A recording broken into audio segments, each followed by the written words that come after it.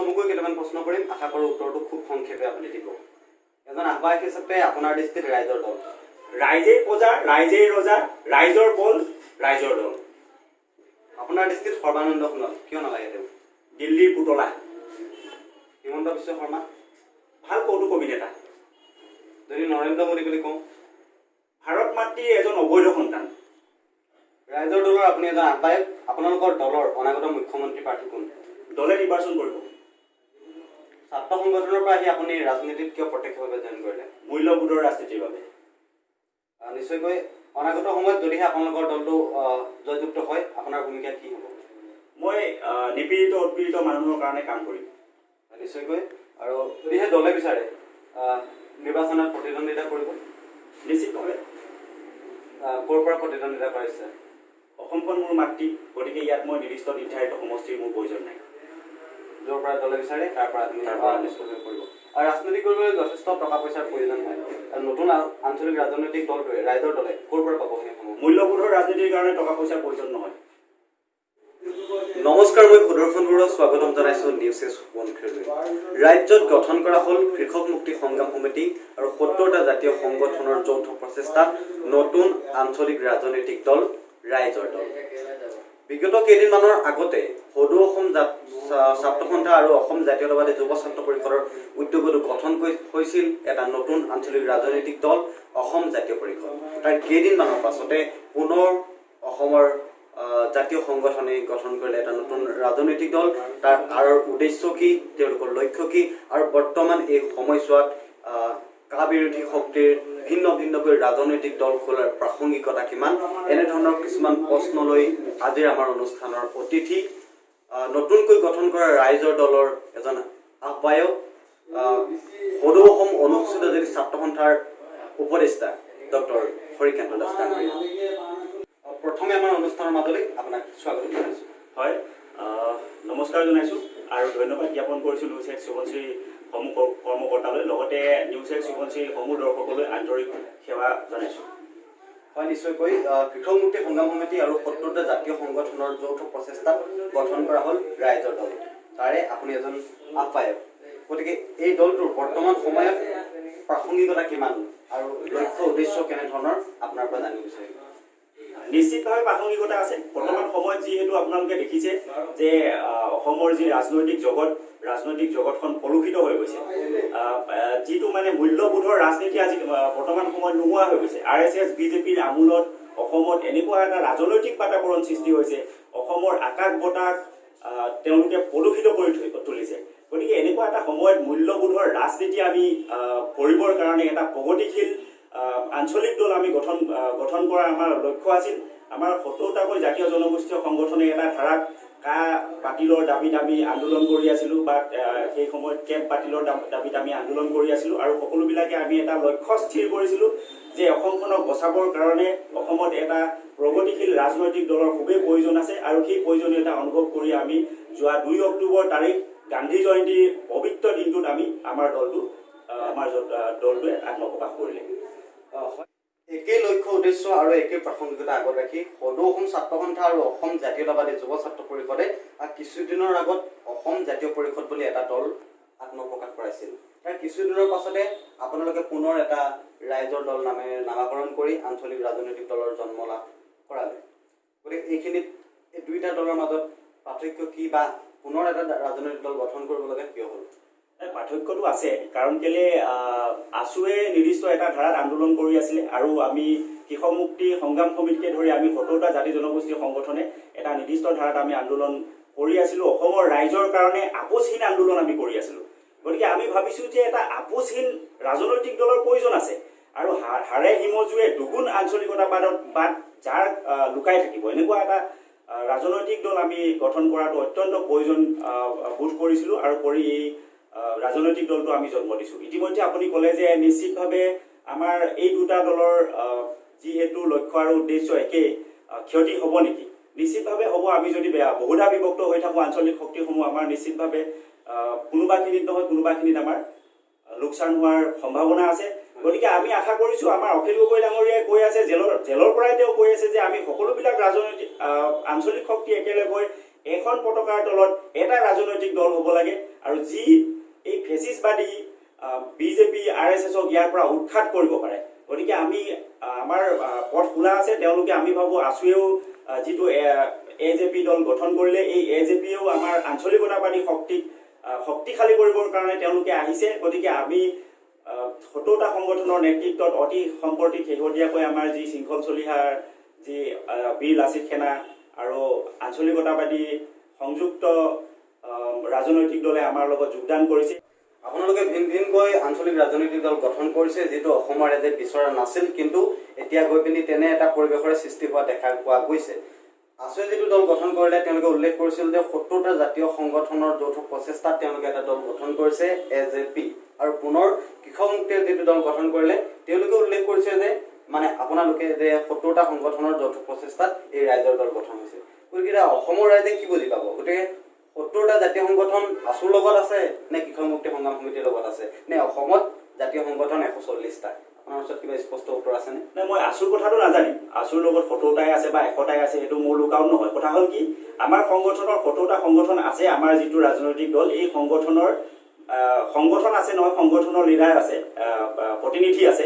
যিহেতু আমাৰ এটা ৰিজলিউশ্যন আছে, সেইমতে আমি প্ৰতিটো সংগঠনৰ পৰা প্ৰস্তাৱ পাইছোঁ আৰু তেওঁলোকে প্ৰতিটো সংগঠনৰ পৰা পদত্যাগ কৰি আহি আমাৰ এই যিটো নিকা আৰু সমাজৰ হকে এটা সুস্থ ৰাজনৈতিক বাতাবৰণ সৃষ্টি কৰিবৰ কাৰণে যিটো আমাৰ ৰাজনৈতিক দল গঠন হৈছে ৰাইজৰ দল, এই ৰাইজৰ দলত তেওঁলোকে যোগদান কৰি ১০০% এই ৰাইজৰ দলৰ হৈ কাম কৰাৰ আশ্বাস প্ৰদান কৰিছে। তাৰপিছতে আমি এই সংগঠনবিলাকে একত্ৰিত হৈ এই দলটো গঠন কৰিছোঁ। আৰু এটা কথা আপোনালোকে চাব পাৰে যে কৰ্মক্ষেত্ৰতহে এইটো পৰিচয়। আমাৰ ৭০টা ক'লে বা ১০০টা ক'লেতো নহ'ব। আমি সেইদিনা ২ অক্টোবৰৰ দিনা গান্ধী জয়ন্তীৰ পবিত্ৰ দিনটোত আমি গুৱাহাটীৰ গেটৱে হোটেলত যিখন আমি সাংবাদিক মেল পাতি তাত যিটো আমাৰ দলৰ নাম ৰাজহুৱা কৰিছিলোঁ, তাত আপোনালোকে দেখিছে ৭০টা সংগঠনৰ সকলোবিলাক প্ৰতিনিধিক চিনাকি কৰি দিছে। তাৰপিছতো আচলতে মই ভাবোঁ এইটো প্ৰশ্ন প্ৰাসংগিক নহয়। হয়, নিশ্চয়কৈ ৭০টা সংগঠন প্ৰকৃততে আছে কাৰ লগত সেয়া অসমৰ ৰাইজে বিচাৰ কৰিব, অসমৰ জনসাধাৰণে বিচাৰ কৰিব। আৰু অনাগত সময়ত ৰাইজৰ উদ্দেশ্য হ'ল এখন শক্তিশালী সঁচা গণতন্ত্ৰ পাব লাগে আৰু এখন চৰকাৰ পাব লাগে। সেয়া অসমৰ ৰাইজে বিচাৰ কৰি তেওঁলোকৰ বিচাৰ বিবেচনা মতে প্ৰাৰ্থিত্ব প্ৰদান কৰিব বা ইলেকশ্যনত জয়যুক্ত কৰাব। কা আন্দোলনৰ সময়ত আমি দেখা পাইছিলোঁ বিভিন্ন মঞ্চত বা বিভিন্ন আন্দোলনত আপুনি সদৌ অসম ছাত্ৰ সন্থাৰ লগত একেলগ হৈ আপুনি আন্দোলন আগবাঢ়ি গৈছিল বা বিভিন্ন মঞ্চত আছুৰ কৰ্মকৰ্তাসকলৰ সৈতে আপুনি ভাষণ দি আমি দেখা পাইছিলোঁ। কিন্তু এতিয়া আপুনি আছুৰ লগত আছুৰ যি ৰাজনৈতিক দল তেওঁলোকৰ লগত সহযোগ নকৰি কৃষক মুক্তি সংগ্ৰাম সমিতিৰ ৰাজনৈতিক দলটোৰ লগত সহযোগ কৰাৰ উদ্দেশ্য কি? ক'ৰবাত আপোনাৰ কিবা ৰাজনৈতিক লাভালাভ আছে নেকি, বা তেনেধৰণৰ কি উদ্দেশ্য আছে? আৰু ৰহস্যটো কি? ৰাজনৈতিক লাভালাভ আচলতে একো নাই। মই বিভিন্ন সময়ত আছুৱে যিসকল কা আন্দোলনৰ সময়ত যিবিলাক প্ৰতিবাদী কাৰ্যসূচী গ্ৰহণ কৰিছিল, সেই প্ৰতিবাদী কাৰ্যসূচীত অংশগ্ৰহণ কৰিছোঁ। কাৰণ কিয়, আমাৰ প্ৰথম আৰু প্ৰধান উদ্দেশ্য হ'ল যিবিলাক অসম বিৰোধী চক্ৰ আছে, অসমীয়া জাতি বিৰোধী চক্ৰ আছে, অসমীয়া ভাষা বিৰোধী চক্ৰ আছে, যিবিলাকে কেৱল অসমক লুণ্ঠন কৰিবৰ কাৰণে আহিছে, অসমীয়া মানুহৰ ওপৰত জোৰ জুলুম কৰি বিভিন্ন ধৰণৰ বেআইন জাপি দি অসমৰ সম্পদ লুণ্ঠন কৰিব আহিছে। সেই লুণ্ঠনকাৰী শক্তিৰ বিৰুদ্ধে আমি যুঁজ দিয়া আমাৰ মূল উদ্দেশ্য। গতিকে আছুৱে হওক বা AJYCPয়ে হওক বা ৭০টা সংগঠনৰ যিয়েই নহওক লাগে, সকলোবিলাকে যদি আমাৰ লক্ষ্য আৰু উদ্দেশ্য যদি আমাৰ সকলোৰে একে, তাততো আমাৰ অংশগ্ৰহণ কৰাৰ কোনো দ্বিমত নাই। এতিয়া আমি কৈছোঁ, যিহেতু আমাৰ ৭০টা জাতি জনগোষ্ঠীয় সংগঠনে এটা ৰাজনৈতিক দল গঠন কৰিলে, তাৰ আগত আছুৱে AJP গঠন কৰিলে। AJP গঠন কৰাৰ পিছতো আমাৰ কৃষক নেতা অখিল গগৈ ডাঙৰীয়াই কৈ আছিল যে আমি সকলোৱে এখন পতাকাৰ তলত এটা দল গঠন কৰিব লাগে। তাৰপিছতো আছুৰ নেতৃত্বই কোনোবা এখিনিত হয়তো ভাবিলে যে আমাৰ প্ৰয়োজনীয়তা নাই বুলি ভাবিলে, আৰু অসমৰ ৰাইজে যেতিয়া বিচাৰিছে যে আপোচহীন এটা ৰাজনৈতিক দল গঠন হওক, যিটোৱে নেকি কোনো ক্ষেত্ৰত কাৰো সৈতে আপোচ কোনো পধ্যেই নকৰে, আৰু সেই আপোচহীন স্থিতিটো আপোনালোকে দেখি আহিছে। অখিল গগৈ ডাঙৰীয়াই বছৰ বছৰ ধৰি কাৰাবাস খাটিছে, তথাপিও কোনো ৰাজনৈতিক দলৰ লগত আপোচ কৰা নাই। গতিকে সেই আপোচহীন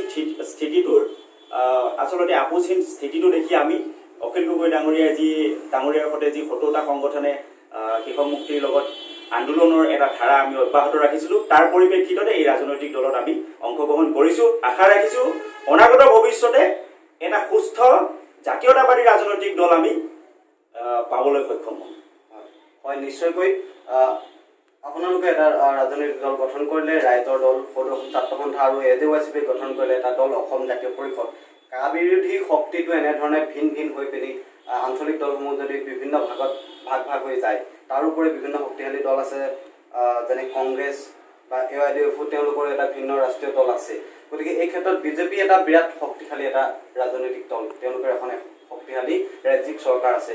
এই ক্ষেত্ৰত কা বিৰোধী শক্তিটো ভিন ভিন হওঁতে কোনোবাখিনি বিজেপিৰ লাভ হ'ব নেকি, বা বিজেপিৰ দৰে এটা শক্তিশালী ৰাজনৈতিক দলক ৰাইজৰ দলে ক্ষমতাচ্যুত কৰিব পাৰিব বুলি আপুনি ভাবে নেকি? নাই, এতিয়া চাওক, এতিয়াও ইলেকশ্যনলৈ বিধানসভা নিৰ্বাচনলৈ যথেষ্ট সময় বাকী আছে। আমাৰ মূল উদ্দেশ্য আৰু লক্ষ্য হ'ল আমি সাম্প্ৰদায়িকতাবাদ যিটোৱে প্ৰৱৰ্তন কৰিছে, পৃষ্ঠপোষক ৰাজনৈতিক দল যেনেকৈ কংগ্ৰেছ, AIUDF, বিজেপি, যিকোনো ধৰণৰ সাম্প্ৰদায়িকতা শক্তিৰ বিৰুদ্ধে আমাৰ যুঁজ। আছুৱে যিটো গঠন কৰিলে AJPও সেই একেই উদ্দেশ্য। গতিকে আমাৰ এই যিবিলাক দলৰ লক্ষ্য আৰু উদ্দেশ্য একেই, সেই দলবোৰ একেলগে হোৱাত কোনো ধৰণৰ বাধা নাই। আৰু আশা কৰিছোঁ কৃষক মুক্তি উদ্যোগত আমাৰ ৭০টা সংগঠনৰ যি ৰাজনৈতিক দল গঠন হ'ল, সেই ৰাজনৈতিক দলে ইতিমধ্যে দুখোজ আগুৱাই গৈছে একত্ৰিত হোৱাৰ ক্ষেত্ৰত। আৰু আমিও আশা কৰিছোঁ, যিহেতু আমাৰে ককাই ভাই আৰু সকলোৰে আমাৰ লক্ষ্য আৰু উদ্দেশ্য একে, যদি AJPও দুখোজ আগুৱাই দিয়ে নিশ্চিতভাৱে আমাৰ মিত্ৰতা হ'ব। আৰু আমি এই সাম্প্ৰদায়িক শক্তি অসম বিৰোধী চক্ৰটোক আমি উৎখাত কৰিবৰ কাৰণে নিশ্চিতভাৱে সক্ষম হ'ম। হয়, নিশ্চয়কৈ আঞ্চলিক ৰাজনৈতিক দলসমূহ একত্ৰিত হওক আৰু তেওঁলোকে এখন শক্তিশালী গণতন্ত্ৰ বা শক্তিশালী এখন চৰকাৰ গঠন কৰাত আগুৱাই লৈ যাওক তেওঁলোকৰ পদক্ষেপ। এইখিনিতে প্ৰশ্নটো কৰিব বিচাৰিছোঁ যে অসম নামৰ মাজনীয়ে বিভিন্ন সময়ত বিভিন্ন এটা ৰাজনৈতিক দল বা ৰাজনৈতিক যিসমূহ নেতা পালি নেতা আছে তেওঁলোকৰ পৰা বিভিন্ন সময়ত প্ৰতাৰিত হৈ আহিছে। গতিকে এই ক্ষেত্ৰত ৰাইজৰ দলক অসমীয়া ৰাইজে কিয় বিশ্বাস কৰিব? এটা কথা আপোনালোকে চাওক, মই কৈছোঁ যে আপোচহীন এটা নিকা ৰাজনৈতিক দল আমাক লাগে, যি অসমৰ কথা চিন্তা কৰে। গতিকে এনেকুৱা এটা দলৰ লক্ষ্য লৈ আমি আমাৰ ৰাজনৈতিক দল আমি গঠন কৰিছোঁ। আপোনালোকে দেখিছে বিভিন্ন সময়ত বিভিন্ন ৰাজনৈতিক নেতাসকলে অসমক বিশ্বাসঘাতকতা ইতিমধ্যে কৰি আহিছে। আৰু আপোনালোকে জানে যে আমি ৭০টা সংগঠনে যি ৰাজনৈতিক দল গঠন কৰিছোঁ, এই সংগঠনসমূহে আজিলৈকে কোনো ধৰণৰ আপোচ কৰা নাই। আপোনালোকে চাওক, বিভিন্ন সময়ত আমাৰ যিসকল এতিয়া নতুন ৰাজনৈতিক দলটোত যিসকল নেতা আছে তেওঁলোকক প্ৰলোভন দিয়া নাই বুলি আপোনালোকে ভাবে নেকি? এই বিজেপিৰ দৰে এটা সাম্প্ৰদায়িক শক্তিয়ে, বিজেপিৰ দৰে এটা অত্যন্ত নিকৃষ্ট ৰাজনীতি কৰা এটা দলে এই যিসকল আমাৰ বিভিন্ন জাতি জনগোষ্ঠীয় সংগঠনৰ নেতা আছিল তেওঁলোকক প্ৰলোভিত কৰিছে। তেওঁলোকৰ প্ৰলোভনত ভুল নগৈ তেওঁলোকে এটা নিকা ৰাজনৈতিক দল গঠন কৰিছে। গতিকে এই ক্ষেত্ৰত কোনোবা আপোচহীন এটা স্থিতি থাকিব বুলি আপোনালোকে নিশ্চিতভাৱে এটা ধাৰণা কৰি ল'ব পাৰে। তাৰ উপৰিও আপোনালোকে অখিল গগৈ যিহেতু মুখ্য আহ্বায়ক হিচাপে এই দলটোত আছে, তো অসমৰ ৰাইজে 100% এই দলটোক বিশ্বাসত ল'ব আৰু পৰৱৰ্তী সময়ত এই দলটোৰ লগত অসমৰ ৰাইজ নিশ্চিতভাৱে থাকিব। হয়, তাক ডাঙৰীয়া, আমি বহু কথা পাতিলোঁ, ৰাইজৰ দলৰ বিষয়ে পাতিলোঁ, বা অসম জাতীয় পৰিষদ গঠন হোৱাৰ পাছতো কিয় ৰাইজৰ দল গঠন কৰিব লগা হ'ল সেই সম্পৰ্কেও আপোনাৰ পৰা আমি মতামত পাবলৈ আমি চেষ্টা কৰিলোঁ। ডাঙৰীয়া, কথা হ'ল আপুনি সদৌ অসম অনুসূচিত জাতি ছাত্ৰ সন্থাৰ বৰ্তমানৰ উপদেষ্টা আছিল, বা বিগত সময়ত আপুনি সভাপতি পদতো অধিষ্ঠিত আছিল। গতিকে ছাত্ৰ সমাজখন এৰি প্ৰত্যক্ষ ৰাজনীতিলৈ কিয় আহিলে? আপোনাৰ কিবা ব্যক্তিগত লাভালাভ আছে নে ৰাইজৰ হকে কাম কৰাৰ হেঁপাহ?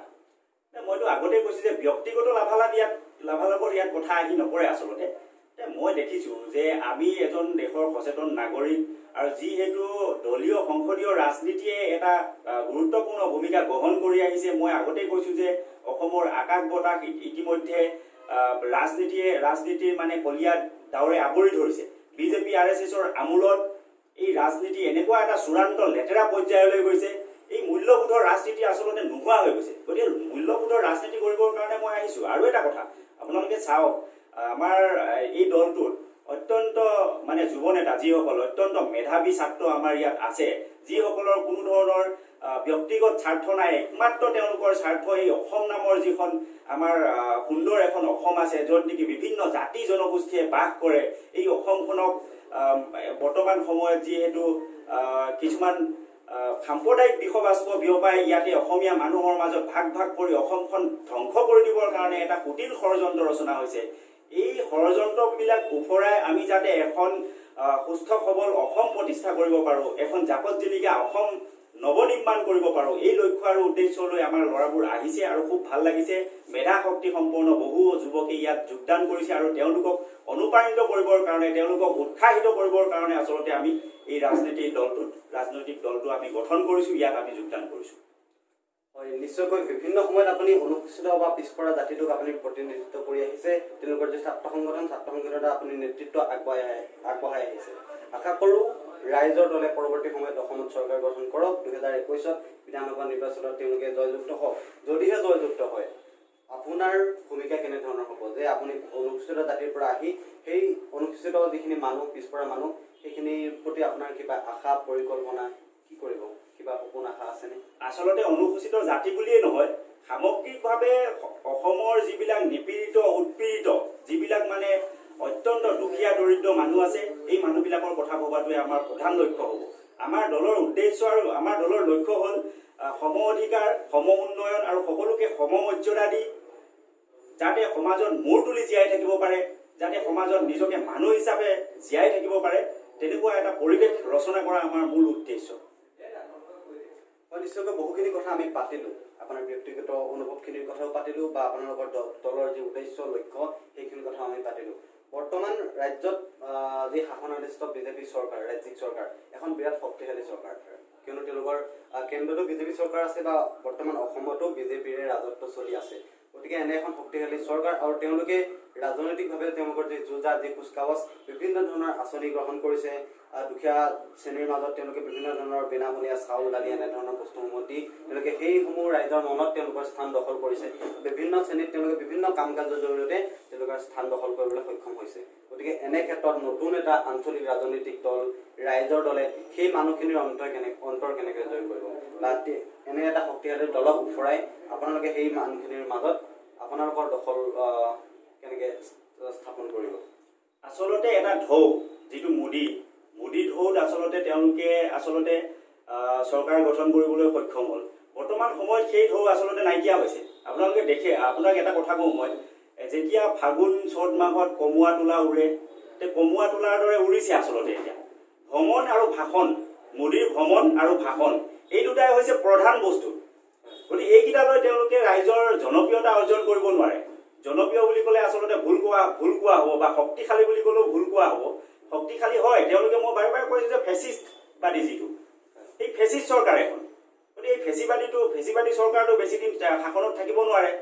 আপোনালোকে চাওক, বিভিন্ন ধৰণৰ আঁচনি গ্ৰহণ কৰাৰ কথা আপুনি কৈছে, ঠিক আছে, আঁচনি গ্ৰহণ কৰিছে। তেওঁলোকৰ প্ৰতিশ্ৰুতি কি আছিল ইলেকশ্যনত? বিদেশৰ কলাধন ঘূৰাই অনা প্ৰতিশ্ৰুতি আছিল। প্ৰতিজন মানুহৰ একাউণ্টত 15 লাখকৈ টকা দিয়াৰ কথা আছিল। 2 কোটি চাকৰি সৃষ্টি কৰাৰ কথা আছিল। গতিকে আমাৰ 2 কোটি চাকৰি ক'ত, 15 লাখ টকা ক'ত?